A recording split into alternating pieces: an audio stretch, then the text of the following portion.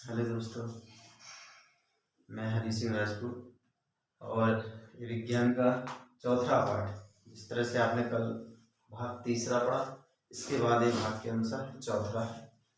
और इसमें हम पढ़ेंगे बायल के नियम, पूरे गैसों से संबंधित पूरे नियम पढ़ लेंगे। जैसे बायल का नियम हो गया, चार्ल्स का नियम हो गया, और आगोगाद्रो का नियम हो गया, और आपका ग्राहम का नियम हो गया। ये सभी नियम हम इस क्रम से पढ़ेंगे। इसके बाद हम क्वांटम संख्याओं को भी देख लेंगे, और जो पावली का नियम है, कुंड का नियम है, और आपका ऑफ-वर्क का नियम है, तो इनको हम देख लेंगे। समय को बचाने के लिए थोड़ा कुछ कीवर्ड लिखे गए हैं, ताकि किस पैटर्न पे अपन को आगे बढ़ना है। नहीं तो क्या होता है कि हम एक चीज़ को पढ़ा रहे तो उसमें आगे चले ही जाते हो, वो टॉपिक पीछे छूट जाता है। तो चलिए देखते हैं। देखिए, सबसे पहले हम ये समझ लें कि इसमें आपका P क्या है। तो P यहाँ पर क्या है, दाब है। क्या है, दाब। और यहाँ पर V क्या है, आयतन है। क्या है, ये आयतन है। और T क्या है, यहाँ पर ताप है।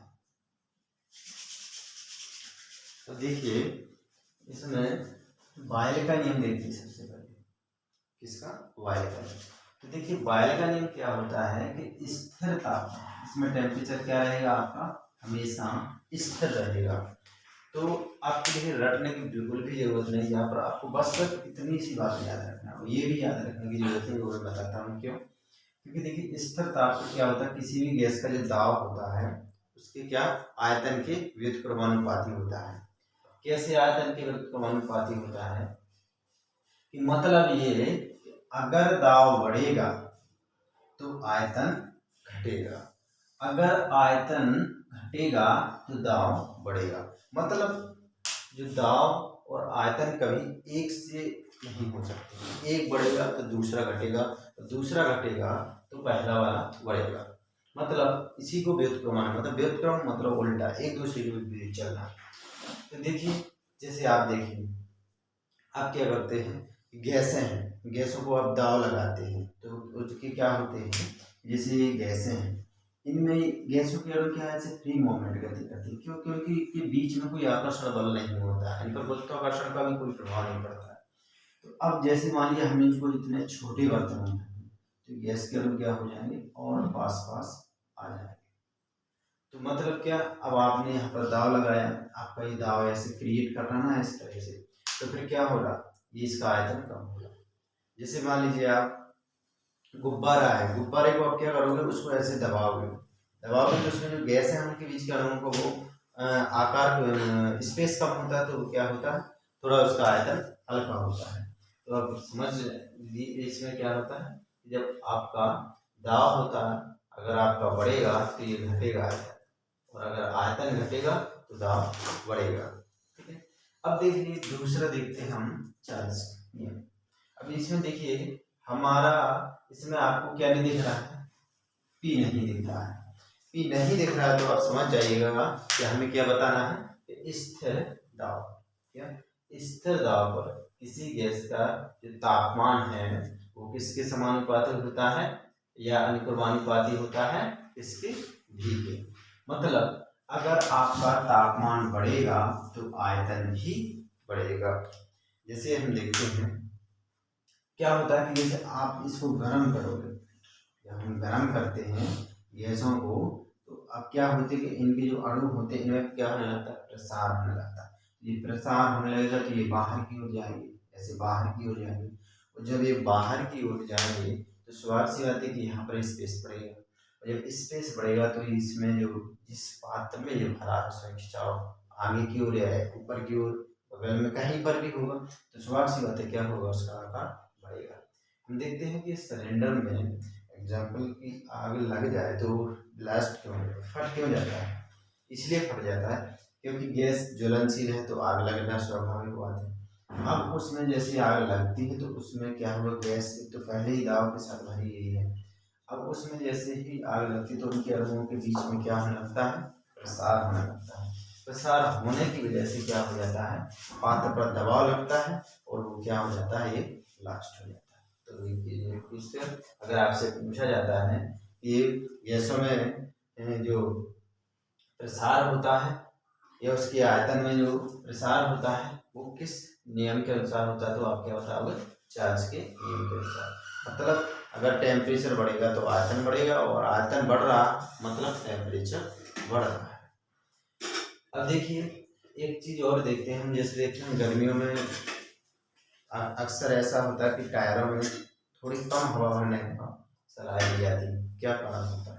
कारण यही होता है कि गर्मियों में क्या होता है, टेम्परेचर ज़्यादा होता है। गर्मी के कारण क्या होते हैं, जो आपके जो टायर हैं वो नीचे संपर्क गर्म सतह से जब चलते हैं तो वो कैसे हो जाते हैं, गर्म हो जाते हैं। अब उसमें जो गैस भरी रहती है उनके बीच में क्या होता है, प्रसार होता है। प्रसार होने की वजह से क्या होता है, जो बाहर टायर है उस पर क्या लगता है, दाव लगता है। तो वो क्या होता है, बाहर की ओर दबाव लगता है, तो इस वजह से क्या हो जाते हैं, उनके फटने का डर रहता है। इस वजह से थोड़ी कम गैस रखी जाती है। ठंडियों में क्या होता है, ठंडियों में क्या हो जाता है कि गर्म नहीं होते हैं, तो मतलब गैस की जो अणु होती है कैसे रहते हैं, पास पास रहते हैं, मतलब उनमें प्रसार नहीं होता है। अब देखिए दोस्तों इसमें आगे देखते हैं आबोगाद्रो का नियम। आबोगाद्रो का नियम मतलब ये बताता है कि कोई भी जो गैसें हैं उनके आयतन में अणुओं की संख्या क्या होती है। मतलब इन्होंने कहा था कि अगर समान ताप और समान आयतन, उन्होंने क्या कहा था, अगर समान ताप और समान दबाव पर जो गैसों की समान मात्रा में अणुओं की जो मात्रा होगी कैसी होगी, बराबर होगी। उन्होंने कहा कि अगर कैसे, अगर आपका समान ताप है और समान दबाव है तो कोई भी गैस ले लीजिए, उसके 1 ग्राम अणु में अणुओं की संख्या सब में बराबर होगी। जैसे मान लीजिए आपने एक ऑक्सीजन ले लिया, तो उसमें नाइट्रोजन ले लिया, तो उसमें क्या होगा, दोनों में बराबर अणु निकलेंगे। आप 1 ग्राम ले लीजिए, जितनी भी बराबर मात्रा लेंगे तो अणु कितने निकलेंगे, बराबर। मतलब कोई भी गैसें भिन्न व्यवहार इसमें नहीं प्रदर्शित करेगी। बस शर्त क्या है, टेम्परेचर और प्रेशर बराबर। अब देखिए जैसे कोई भी गैस है, एक जैसे कोई भी गैस के आप देखें 1 ग्राम अणु जो होते हैं, 1 ग्राम अणु में आपकी कितने, 1 ग्राम अणु है उसमें कितने, 22.4 लीटर, कितने, 22.4 लीटर। तो कोई भी एक गैस के ग्राम के अणु ले लीजिए, तो उसमें कितने लगेंगे, 22.4 लीटर। अब जैसे इसमें है तो इसमें ये आयतन में, अब जब आप इतने आयतन में देखेंगे तो ये क्या रहेगा, इसमें अणु कितने निकलेंगे, 6.022 गुणे 10⁻³ मतलब आपका 1 ग्राम गैस है तो उसमें कितने निकलेंगे, इतने अणु निकलेंगे। अब देखिए इसमें क्या होता है कि इनका आयतन, मतलब जैसे आपने देख लिया कि 1 ग्राम इसका आयतन कितना होगा, इतना होगा। तो अब इसमें अणु कितने निकलेंगे, इतने निकलेंगे। अब ये देखो इन्हीं नियमों के, बायल नियम है, चार्ल्स नियम है, आबोगाद्रो नियम है, इनको आप मिला दीजिए, इनको मिला के दीजिए। मतलब अगर इन्हीं समीकरणों को आप क्रम से लिख देंगे तो आपको एक संख्या प्राप्त हो जाता है, PV बराबर nRT, जिसे हम क्या बोलते हैं, अवस्था समीकरण भी बोलते हैं, गैस समीकरण भी बोलते हैं। तो ये क्या है, बहुत महत्वपूर्ण। तो ये क्या होता है, बायल के नियम, चार्ल्स के नियम और इनमें आबोगाद्रो के नियम, इनमें संबंध बताने वाला जो समीकरण होता है वो कौन सा होता है, आपका अवस्था समीकरण या गैस समीकरण। अब देखिए एक और नियम है ग्राहम का विसरण नियम, इसको समझ लीजिए। जो ग्राहम का विसरण नियम है, इसमें क्या होता है, अगर टेम्परेचर और प्रेशर अगर आपके स्थिर है, टेम्परेचर और प्रेशर कैसे हैं, स्थिर हैं, तो जो गैसें की जो विसरण की दर है, गैसें हैं जो विसरण की जो उनकी दर है वो क्या है, उनका चाहे आप घनत्व के लिए कह दीजिए चाहे उनका अणुभार कह दीजिए, उनके कैसे होते हैं, व्युत्क्रमानुपाती होती है। व्युत्क्रमानुपाती का मतलब कैसा, उनका उल्टा होता है। जैसे आप देखें कि आपको ऑक्सीजन की और हाइड्रोजन की तुलना करना कि किसकी जो विसरण की दर ज़्यादा होती है, आपसे और किसी का भी पूछा जा सकता है कि आपको विसरण की दर निकालना है कि किसकी ज़्यादा होती है, तो आप किसके अनुसार निकालेंगे, आपकी ग्राहम के जो गैस का विसरण नियम है इसके अनुसार। जैसे मान लीजिए आपका, जैसे यहाँ पर अपन ने क्या ले लिया, ऑक्सीजन ले, हाइड्रोजन ले लिया, ये हाइड्रोजन ले लिया, यहाँ पर ये क्या है, यहाँ पर दूसरा अपन ने किसकी, ऑक्सीजन को ले ली। तो अपन ऑक्सीजन का ये और हाइड्रोजन का ये, आपको पता है ऑक्सीजन का परमाणु क्रमांक कितना होता है 8, तो इसका परमाणु भार क्या होगा, परमाणु द्रव्यमान 16। हाइड्रोजन का आपको पता है 1 ही होता है। तो ये देखिए इसका भी उत्तर, ये इसका भी उत्तर, मतलब इनकी जो बेसन की जो अपेक्षित गतियां हैं ये, तो किसके बता रहे हैं, इनके घनत्व या अणुभार, ये क्या उसके बता रहे हैं, घनत्व या अणुभार। तो अब इसका अपन भार घटाएंगे तो 4 आ जाएगा, 1 हो गया। मतलब कहने का मतलब ये हुआ कि हाइड्रोजन की जो विषण की दर है, जो ऑक्सीजन की विषण की दर है, हाइड्रोजन की कितने गुना है, 4 गुना। ये बहुत ही इंपॉर्टेंट फैक्ट है, बहुत कई बार प्रश्न पूछा गया है कि ऑक्सीजन की विषण दर हाइड्रोजन की अपेक्षा कितने गुना होती है, 4 गुना। और भी किसी गैस का पूछ सकता है, तो आपको कुछ नहीं इसमें मान रख देना है और आपका ये निकल आएगा। अब देखिए क्या होता है, एक होता है क्वांटम संख्या। क्या होता है, क्वांटम संख्या। तो क्वांटम संख्या में क्या होता है कि हम किस लिए क्वांटम संख्या ज्ञात करते हैं। तो देखिए क्या होता है, इलेक्ट्रॉन की सही स्थिति का निर्धारण करने के लिए और स्पेक्ट्रम रेखाओं का हमें यदि अध्ययन करना है कि हमें आखिर कक्षा में जो इलेक्ट्रॉन घूमते हैं आपके नाभिक के चारों ओर कहाँ पर होते हैं, एग्जैक्टली कहाँ पर वो इलेक्ट्रॉन है, ये चीज़ नहीं बता पाए थे इससे पहले, आपके बोरबरी व्यवस्था में नहीं बता पाया था, थॉमसन के मॉडल में नहीं बता पाया था। और तो इस तरह से आपके इसका निर्धारण करने के लिए क्वांटम संख्या है।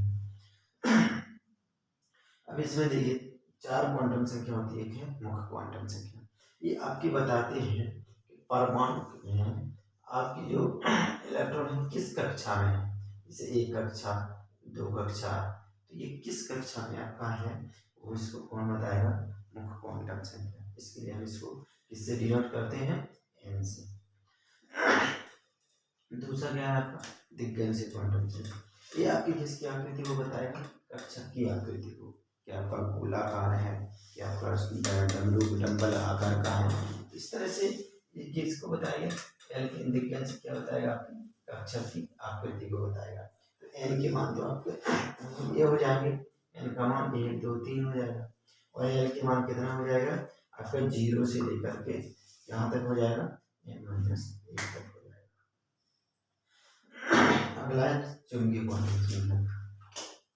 चुंबकीय क्वांटम संख्या देखिए क्या बताता है, कोई भी आपके जो कक्षक है उनकी आपकी चुंबकीय प्रकृति को बताता है, मतलब किसको बताता है, मैग्नेटिक को बताता है। तो ये इसके मान जो होते हैं आपके किस पर डिपेंड करते हैं, दिग्गज क्वांटम संख्या। मतलब क्या है कि अगर इसके लिए चुंबकीय क्वांटम संख्या के लिए इसके जो मान होते हैं दिग्गज क्वांटम संख्या के 0 से लेकर के प्लस 1 L माइनस L तक हो सकते हैं। इससे चुंबकीय क्वांटम संख्या, तो हमेशा चुंबकीय क्वांटम संख्या के मान किस पर डिपेंड करते हैं, दिग्गज क्वांटम संख्या का, ये बात आपको ध्यान रखना है। तीसरा जो है पाउली का अपवर्जन सिद्धांत। तो देखिए पाउली का अपवर्जन सिद्धांत क्या है, देखिए कभी भी जो चारों क्वांटम संख्या कभी भी सम नहीं हो सकती। क्यों नहीं हो सकती है, इसलिए नहीं हो सकते कि आप इनके मान रख के देख लीजिएगा, कभी एक से नहीं हो। अगर आप भी जाएंगे, अगर जैसे आपका n का l का और इसका m का मान समान हो भी जाएगा, तो आपका नीचे जो ये वाले हैं, तो ये इसका s का जो मान होता है चक्रण वाला, ये कभी समान नहीं होगा। क्यों नहीं होगा, क्योंकि इलेक्ट्रॉन हमेशा कैसे भरे जाते हैं, ऐसे भरे जाते हैं।